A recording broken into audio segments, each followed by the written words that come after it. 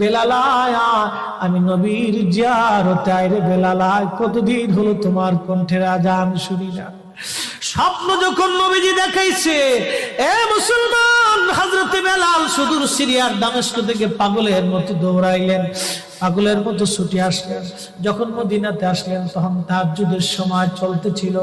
তাহাজ্জুদের সময় চলার সময় হযরত বেলাল রাদিয়াল্লাহু আনহু কাঠের জালি দিয়ে তখন রওজা শরীফ ঘিরে রাখা ছিল। ওই জালির পাশে বসে বসে জালির সঙ্গে মাথা ঠেকাইয়া নবীর পাগল বসে বসে গুনগুন গুনগুন করে কাঁদে আর বলে, হুজুর আপনি আসতে বলেছিলেন, গোলাম এসে হাজির হয়েছে। নবী গো, আজান দিতে বলেছেন, আমি আজান দিলে আপনি আগে নামাজ আসতেন, এখন আজান দিলে কি নবী আপনি নামাজে আসবেন? হুজুর এখন আজান দিলে কি আপনি নবী নামাজে আসবেন? নতুন মুয়াজ্জিন আসছে আজান দেওয়ার জন্য।